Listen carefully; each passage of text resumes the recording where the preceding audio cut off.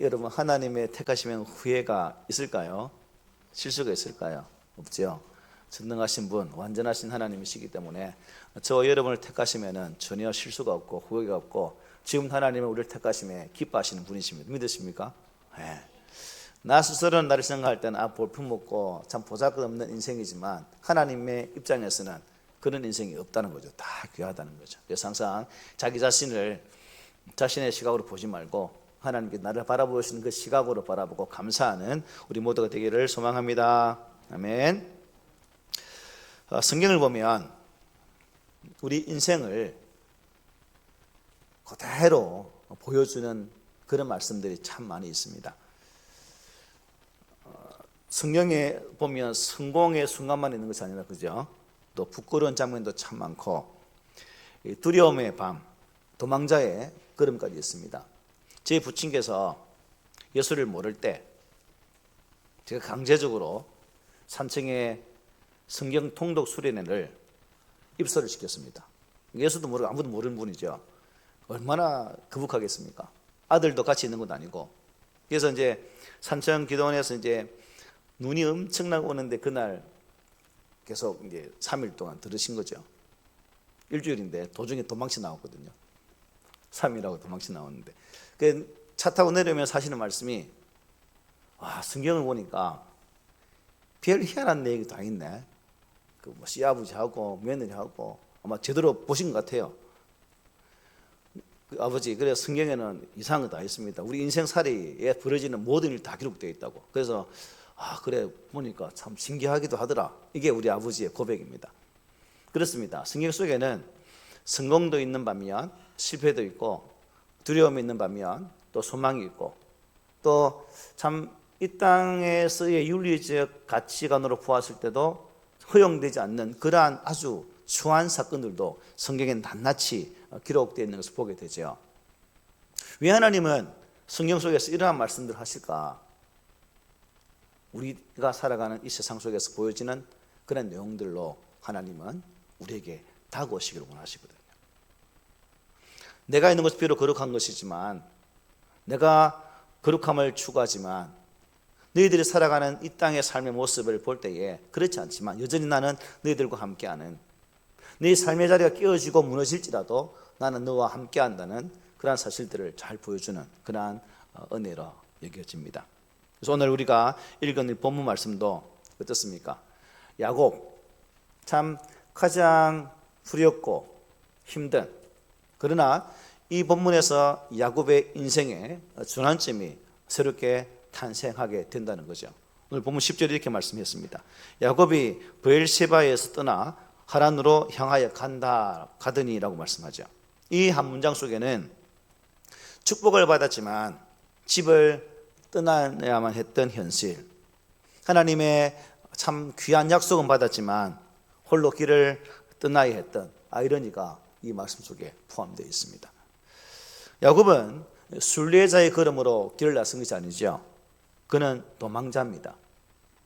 형 에서의 분노를 피해서 아버지의 집을 등지고 보호도 계획도 없는 그러한 길을 나선 자가 바로 야곱이라는 거죠. 혹시 여러분, 우리 인생에도 이러한 떠남의 시간이 혹시 있지 않았습니까? 운에서 떠난 길이 아니라 머물 수가 없어서 떠나야만 했던 그러한 떠남들, 또 기도하면서 선택한 길이 아니라 상황에 어쩔 수 없이 떠밀려서 떠나야 했던 그런 떠남의 시간들, 여러분이 삶을 살아오시면서 그런 시간은 없었습니까? 아마 다 계실 거예요. 오늘 본문은 바로 그 자리에서 하나님이 어떻게 일하시는지를 보여주고 있습니다. 그리고 우리에게 묻지요.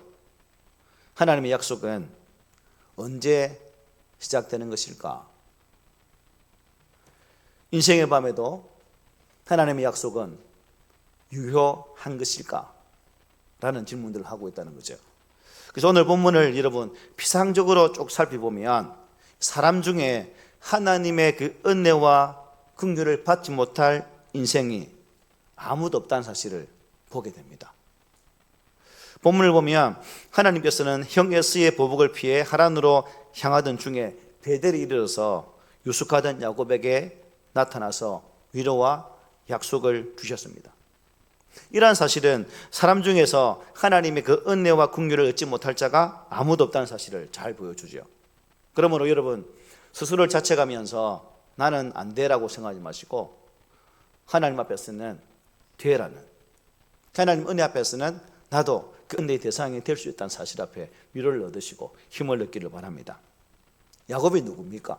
야곱 참 육신적이었고 그야말로 자기 중심적인 삶을 살았던 뒷밖에 모르는 아주 철저한 이기주의적 인물이 바로 야곱입니다. 그는 아주 강교한 방법으로 형으로부터 장자의 명분을 탈취하게 되죠. 또 아버지를 속여서 형에게 돌아갈 축복을 가로채는 사악함도 가지고 있었던 인물입니다. 따라서 야곱은 그의 행위로만 본다면 결코 하나님 은혜와 긍휼을 받지 못할 인생이죠.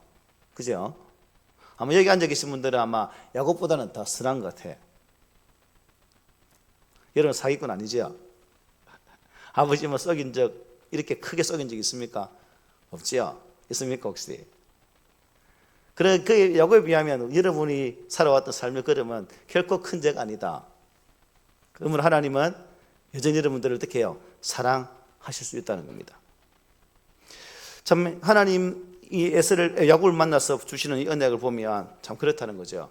여러분의 삶 가운데에 만났던 인생의 가장 차가운 때를 한번 생각해 보십시오. 서늘하고 외롭고 쓸쓸했던 그 시간에 혹시 여러분 혼자만 계시던가요? 아마 아닐 거예요. 외롭고 쓸쓸했던 나의 인생 속에서 찾아오시는 하나님, 그리고 위로의 손길을 펼쳐서 사랑한다라고 고백하시는 하나님. 저 역시 참 차가운 인생의 삶을 살아올 때도 잠시 있었지만 참 어찌 보면 외로운 시간이었지만 그 외로운 시간에 함께 하셨던 하나님 계셨기 때문에 여기까지 올 수 있었지 않았을까라는 생각도 듭니다. 집에서 쫓겨나서 외롭게 있을 때도 함께 하셨던 하나님, 또 하나님은 사람을 붙여주셔서 함께 더불어서 또 수의 은혜를 나누게 하셨던 그 하나님의 손길들이 있었다는 거죠. 그러므로 모든 순간을 돌아볼 때는 하나님의 은혜가 아닌 순간이 없었다는 사실을 깨닫게 되죠. 육신적인 삶을 살았던 이 야곱 보십시오. 하나님이 간섭하지 않습니까? 그를 완전한 실패의 자리에서 하나님의 거룩한 약속과 은혜 자리로 부르지 않습니까?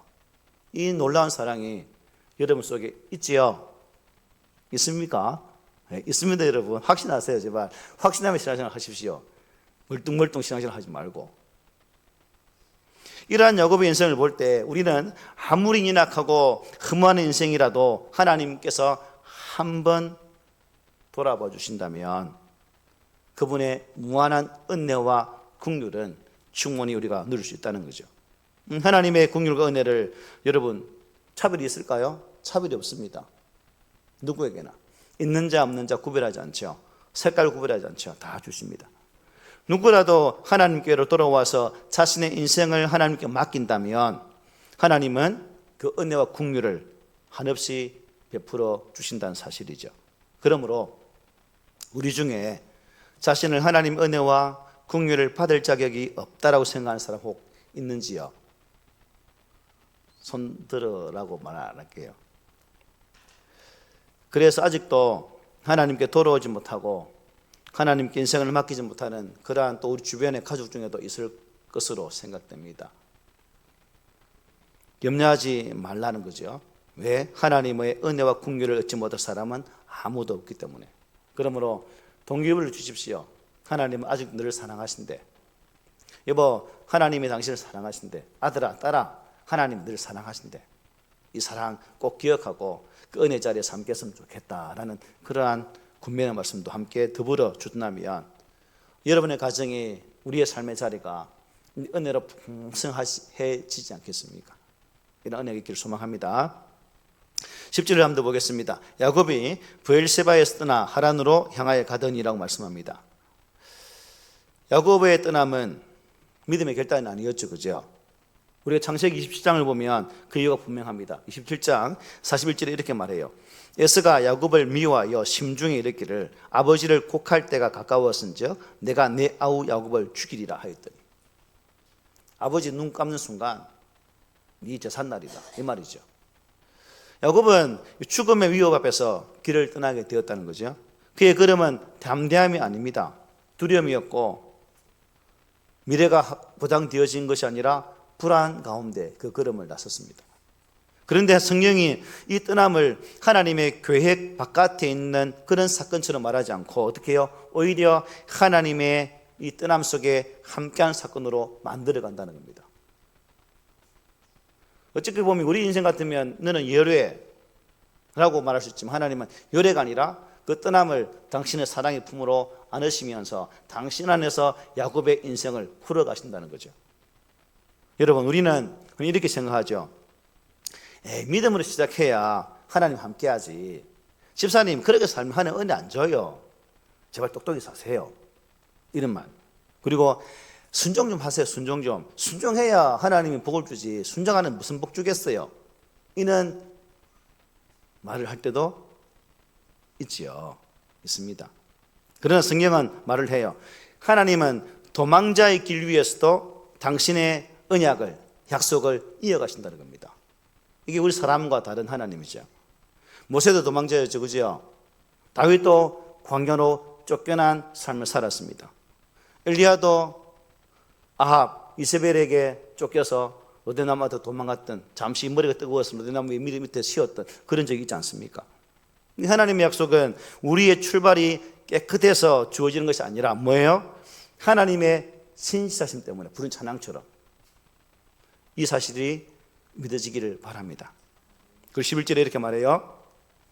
한 곳에 이르러는 해가 진지라 거기서 유숙하려고 그곳에 한 돌을 가져다가 베개로 삼고 거기 누워 자더니라고 말씀하죠.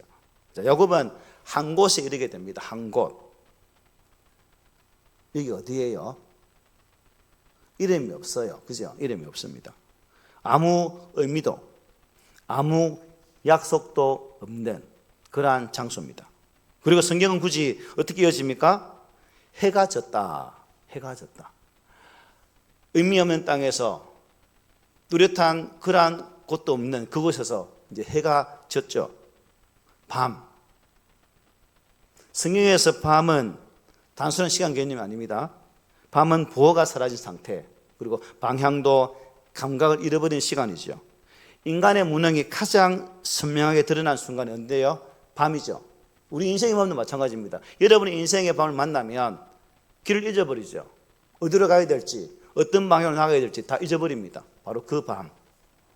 이 밤에 야곱은 곁에 있는 돌을 하나 주워서 베개를 삼고 잠을 자게 됩니다.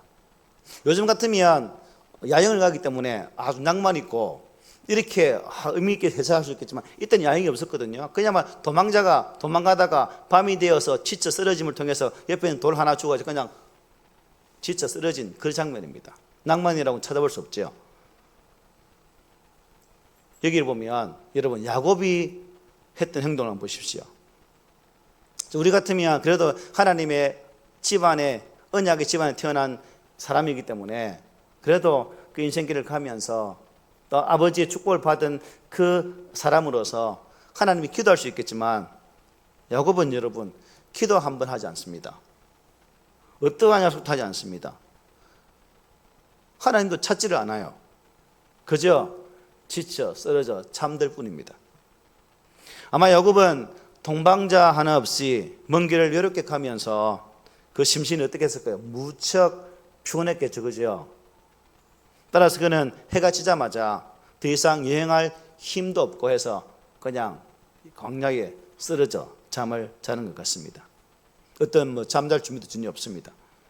눕자마자 어떻게 됐을까요? 저처럼 눕자마자 바로 코를 골고 아마 잠을 잤겠죠. 여러분, 당시 이 정든 고향을 떠나서 그냥 처연하게 여행하던 야곱의 고달픈 모습을 마치 여러분 영화의 한 장면을 보듯이 생생하게 한번 느껴보십시오. 여러분 그림으로 한번 스크린을 한번 만들어 보라는 거죠. 집을 나와서 광야길을 걷다가 캄캄한 해가 져서 어두운 밤에 잠을 자야 되겠네, 돌을 주워서 베개에 삼고 누워지는 그 장면. 인간의 무능은 하나님의 계시를 여러분 방해하지 못하는 것 같아요. 오히려 하나님의 약속은 인간이 가장 무력해진 그 자리에서 시작된다는 사실을 깨닫게 되죠. 그 시편에서 시인은 이렇게 노래합니다. 우리 함께 같이 고백합니다. 시작. 이스라엘을 지키는 이는 졸지도 아니하시고 주무시지도 아니하시리로다. 아멘. 그렇습니다. 여러분의 하나님은 우리처럼 주무시는 분이 아닙니다. 우리처럼 예배 시간 졸는 그런 하나님이 아니에요. 뚜렷하게 우리가 눈이 살아있다는 말을 보통 어떤 말 쓰죠? 시퍼렇게 살아 우리를 지켜보는 하나님이십니다. 그 하나님. 이어지는 12절에 보면 참 형에게 주어질 축복을 탈취하기 위한 어머니 리브가의 모의와 눈먼 아버지를 속였던, 그리고 형의 복을 가로챘던 그러한 그 긴박함 속에서 12절은 이렇게 말씀합니다. 꿈에 본적 사닥다리가 땅 위에 서 있는데 그 꼭대기가 하늘에 닿았고, 또 본적 하나님의 사자들이 그 위에서 오르락 내리락 하고 라고 말씀합니다. 이 사닥다리는 누가 만들었죠? 야곱이 만든 게 아닙니다. 그죠? 야곱은 아무것도 하지 않았습니다. 그저 본 거죠. 따라서 이 사닥다리가 혼자 힘으로 서 있는 것처럼 보이지만 이 사닥다리에 서 있으면 결국 누구의 역사입니까? 하나님의 역사죠. 외부에 흔들림 없이 붙잡고 있는 하나님 그런 역사였습니다. 자, 이 장면은 우리가 창세기 11장에 보면 무슨 사건이 있습니까? 바벨탑 사건이 있습니다. 바벨탑 사건이. 11장 4절에 이렇게 말합니다. 자, 성읍과 탑을 건설하여 그 탑 꼭대기를 하늘에 닿게 하여 우리 이름을 내고. 바벨탑 사건은 인간이 이 땅에 탑을 쌓아 하늘에 이르고 쟀던 죄악의 행동이었습니다. 그런데 오늘 본문의 이 베델의 사닥다리는 어떤 형식입니까? 하늘에서 내려오는 그런 것이죠. 그래서 사람이 쌓고 있는 것과 하늘에서 내려오는 완전히 다른 두 장면을 볼 수 있죠. 그런데 그 사닥다리 누가 오르락 내리락 한다고요? 천사들이 오르락 내리락 한다고 말씀하고 있습니다. 구원은 어떤 의미일까요? 인간이 올라감을 통해서 얻는 것이 아니라 하나님께 친히 인간에 내려오셔서 함께 하심으로 얻는 은혜이라는 것을 이 사닥다리 예를 통해서 볼 수가 있습니다. 이 장면은 신약에서도 주님이 말씀하셨죠. 요한복음 15장입니다. 하늘이 열리고 하나님의 사자들이 인자 위에 오르락 내리락 하는 것을 보리라. 예수님에 의해서 이러한 은혜가 주어진다는 거죠. 그러므로 이 야곱의 사닥다리는 결국 누굴 가리키는 거예요? 예수를 가리킵니다. 그래서 칼빈도 루터도 이 부분을 해석하면서 하나같이 바로 이 사닥다리야말로 우리 죄인과 하나님을 잇는 중보자 예수 그리스도라고 이렇게 가르치고 있습니다. 때문에 하나님이 세우신 중보자 예수님만이 죄인으로서 하나님께 감히 나갈 수 없었던 우리들을 인도하시는 다리, 연결점이라는 사실이죠. 그러므로 우리의 구원의 매개점은 누굽니까? 예수 그리스도죠. 그분을 통해서는 하나님께 나갈 수 있지만 그분이 아니고서는 하나님께 도무지 나갈 수가 없다는 사실을 보게 됩니다. 하늘과 땅을 잇는 길은 인간의 노력으로 되는 것이 아니라 전적인 하나님 편에서 주어지는 은혜임을 발견하는 부분이기도 합니다. 그리고 13절에 이렇게 고백됩니다. 나는 여호와니 너의 조부 아브라함의 하나님이요 이삭의 하나님이라 말씀하죠. 하나님은 당신을 소개하십니다. 야곱의 하나님이 아니라 언약의 하나님 자신을 밝히고 있죠. 그리고 아브라함에게 이삭에게 주셨던 동일한 약속을 야곱에게 허락하십니다. 땅의 약속과 자손의 약속과 복의 약속을 주고 계십니다. 여기서 하나님은 당신을 뭐라 말씀하십니까? 여호와라고 말씀하시면서 야곱의 조부 아브라함과 부친인 이삭에게 약속하셨던 그 언약, 아브라함에게 주신 언약이 어디에 있습니까? 창세기 12장 3절이죠. 모든 민족 족속이 너로 말미암아 복을 얻을 것이다. 그리고 이삭은 어디에 있습니까? 26장 4절이죠. 내 자손으로 말미암아 천하 만민이 복을 얻을 것이다 라고 주셨던 그 약속이 이제 야곱에게로 이어지고 있는 것을 보게 되죠. 이렇듯 하나님은 언약을 반드시 지키는 신실하신 분임을 성경은 우리에게 분명히 말씀하고 있습니다. 이사야 선지자는 이렇게 선포했죠. 우리 함께 읽습니다. 시작. 풀은 마르고 꽃은 시드나 우리 하나님의 말씀은 영원히 서리라 하라. 아멘. 예, 천하 만물은 다 변하고 사라질지라도 한번 기록되어진 하나님의 말씀하신 하나님의 말씀은 영원토록 불변하다는 것입니다. 우리는 이것을 조금 더 의심하지 말아야 되겠죠. 그러므로 기록되어진 성경 안에서 하나님을 찾고 예수를 찾고 또 말씀을 통해 그분과 만난 은혜가 있을 때 우리의 신앙은 더 단단해질 수 있다는 사실이죠. 여러분, 격까지 해서 예수 찾지 마시고 말씀 속에서 주의 이름을 찾는 우리 모두가 되기를 바랍니다. 우리 14절 이렇게 말합니다. 땅의 모든 족속이 너와 네 자손으로 말미암아 복을 받으리라. 이 반복은 야곱의 믿음이 좋아서가 아니죠. 하나님의 약속은 세대를 넘어서 신실하기 때문이다. 세대를 넘어서 신실하게 역사하기 때문인 거죠. 특히 본문과 같은 묘사는 야곱이나 야곱의 후손과 같은 미약한 자들이 땅의 모든 족속과 같은 거대한 집단과 좋은 대비를 하고 있는 장면이죠. 이러한 선명한 대비는 이 말씀을 읽는 사람들 하여금 야곱과 야곱의 후손들에게 내리신 축복이 얼마나 큰지를 확연하게 보여준다는 사실입니다. 실로 당시 야곱은 여러분 잠자리조차 변변치 못한 도망자였습니다. 단 한 명의 후손도 없는 홀로 자기밖에 없는 인생이었습니다. 하나님께서는 이러한 야곱을 통해서 온 세계에 영향을 미칠 것이라는 놀라운 약속의 말씀을 주신 거죠. 여러분 같으면 여러분 야곱입니다. 도망자입니다. 광야에서 혼자 돌베개 자고 있는데 야곱아 누구야 내가 너를 모든 민족에 뛰어난 그런 사람을 만들어 줄게. 너로 말미암아 네 후손이 잘 되는 복을 줄게 라고 했다면 믿어지겠습니까? 하나님 장난합니까? 나 장가도 못 가고 뭐 와이프도 없고 아내도 없는 내가 무슨 자손의 번성을 누리겠나고 이런 말 안 하시겠습니까? 그럴 수도 있겠죠, 그죠? 저라면 아마 그런 투정을 부를 것 같아요. 그런데 성경에 또 야곱이 그 투정 부른 건 없습니다. 어쨌든 우리의 신앙은 여러분 개인적 체험으로 끝나지 않는다는 거죠. 언약의 흐름 속에 놓여 있다는 겁니다. 저와 여러분들이 예수 그리스도라는 그 구원주 예수 안에서 하나님의 거룩한 약속을 받은 자로 살아야 된다는 거죠. 그 언약의 약속 속에 저도 있고 여러분도 있다는 사실입니다. 장차 이 땅에 재림지로 오실 예수 그리스도 그 주님을 여러분 소망하며 사십니까? 약속의 백성은 그 소망함이 우리 가운데 항상 새롭게 꿈틀거리면서 일어나야 되는 거죠. 그런 은혜가 있기를 바랍니다. 그리고 끝으로 15절입니다. 우리 함께 읽겠습니다. 시작.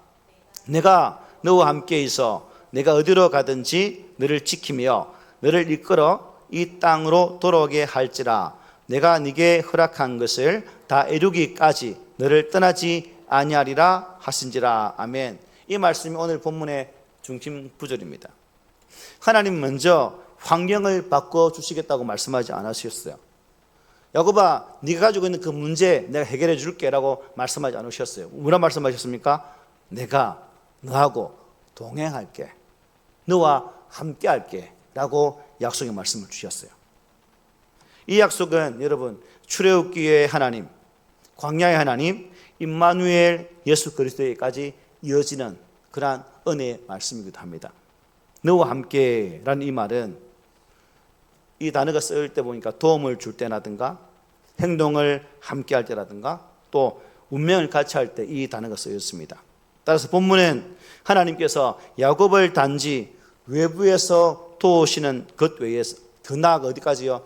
너의 영원한 운명과도 내가 함께 하겠다. 네 인생이 마지막 끝나는 그 지점까지 내가 너와 함께 동행하겠다는 그런 약속의 말씀입니다. 여러분이 살아가는 삶의 자리 속에 이 야곱과 같은 외로움의 밤을 만날 때 또한 인생의 문제 앞에 실패자라는 그러한 생각으로 내 마음이 힘들 때 또 계획하고 준비한 일들이 뜻한 내 계획, 내 뜻으로도 되지 아니할 때 그럴 때 우리는 실망할 수 있습니다. 그러나 이 약속의 말씀을 붙든다면 그 실망 속에서도 셈을 얻게 되지 않겠습니까? 실망자, 패배자, 도망자 야곱에게 함께하겠다고 약속하셨던 이 약속의 말씀은 야곱 한 사람에게만 주신 약속이 아니라 오늘날 예수 그리스도 안에서 구원의 생명을 받은, 구원의 언약을 받은 우리들에게도 동일하게 적용된다는 사실입니다. 그러므로 우리 모두가 하나님께서 너와 함께 하겠다는 이 말씀을 꼭 붙잡았으면 합니다. 비록 현재 변변치 못한 내 인생의 길이지만, 기도하지만 당장 하나님께서 이런 뚜렷한 모습으로 기도 응답을 주시지 않았지만, 현재 환경이 조금도 변화되지 않고 여전히 나의 어깨를 짓누르는 그러한 어려움이 존재하지만 하나님은 지금도 나와 함께 하신다는 이 사실을 믿음으로 고백한다면, 여러분, 이 말씀이 곧 나를 위한 하나님의 뜨거운 사랑의 위로의 말씀이 아니겠습니까? 이 위로의 말씀이 저와 여러분들에게 힘과 되고 힘이 되고 소망이 되기를 원합니다. 그리고 15절 한번 보는데요, 밑에 다 이루기까지 어떻게 한다고요? 너를 떠나지 아니하리라. 그냥 네 함께 할게 라고 끝난 것이 아니라 이 약속이 이루어지기까지 내가 너를 떠나지 아니할게 라고 말씀합니다. 자, 오늘 보니까 이 다 이루기까지 떠나지 아니한다 이 말씀, 아자브, 로 아자브, 떠난다, 너를 떠나지 않겠다는 말씀이거든요. 이걸 원어대로 해석하면 이렇습니다. 내가 너를 포기하지도 버리지도 아니하리라, 이렇게 해석할 수 있습니다. 이 말씀이 더 좋은 것 같아요. 하나님은 야곱아, 나는 너를 버리지도 떠나지도 아니할게 라고 주신 말씀이라는 거죠. 그러므로 여러분, 하나님은 야곱이 결점 많은 사람임에도 불구하고 한 번 맺은 언약을 결코 변개치 않으시고 끝까지 지키시고 보호해 주시고 약속 주시며 그의 걸음과 함께 해 주셨습니다. 야곱을 향한 이러한 하나님 언약은 이후로 약속의 땅을 목전에 두었던 모압 평지의 이스라엘 백성들에게도 임했고요, 요단강을 건너서 가나안 땅을 점령해야 했던 요수아에게도 임했고요, 이제는 예수 그리스도 안에서 구원받은 하나님 백성들이 장차 임하게 되어질 그 나라를 소망하며 달려가는 우리들에게도 주신 하나님의 약속이라는 겁니다. 하나님의 영원하신 작정하심, 계획하심이 이 말씀 속에 다 포함되어 있습니다. 그래서 로마 11장 29절에 이렇게 말씀해요. 우리가 부른 찬양이죠. 하나님이 은사와 부르시면은 후회하심이 없느니라. 믿으십니까? 여러분, 하나님 여러분 택한 거 후회하지 않아요. 여러분이 뺀질거리도, 여러분이 순종의 삶을 살지 못한다 할지라도 하나님은 후회하지 않습니다. 약속의 성취는 야곱의 신실함에 달리지 않았죠, 그죠? 하나님의 신실하심에 달려 있었습니다. 야곱은 아침에 일어나 여전히 여러분 도망자의 길을 가야 했습니다. 현실은 즉시 바뀌지 않았어요, 여러분. 그러나 그는 약속을 가진 사람이 되었습니다. 그전에 약속이 없으면 이제 약속을 가진 사람이죠. 광야의 밤은 하나님의 집이 되었고 그 돌베개는 은혜의 증거가 되었다는 사실입니다. 여러분, 하나님은 당신의 택한 백성이 지치고 외로울 때, 그리고 절망과 낙심 중에 있을 때 그들과 함께 계시면서 말씀으로 위로하시고 용기를 주시고 새로운 힘을 불어 넣어 주시는 분이십니다. 하나님은 결코 저 먼 데 계신 분이 아니에요. 하나님 바로 우리 곁에, 바로 내 곁에 임마누엘로 함께 하시는 하나님이십니다. 그러므로 무엇보다도 먼저 하나님이 나와 함께 하시는 사실을 항상 마음속으로 감사하십시오. 그래서 우리와 동행하시는 하나님과 날마다 영적 교제를 나누는 삶을 살았으면 합니다. 그래야 때 참으로 기쁨과 행복이 넘치는 승리의 삶을 살아가게 될 것입니다. 오늘 우리의 인생이 밤 같을지라도 하나님 여전히 말씀하겠습니다. 함께 읽습니다. 시작. 내가 결코 너희를 버리지 아니하고 너희를 떠나지 아니하리라. 아멘. 내가 결코 너희를 버리지 아니하고 너희를 떠나지 아니하리라. 이 약속이 오늘 우리를 붙드는 생명의 말씀이 되시기를 주님의 이름으로 축복합니다. 아멘.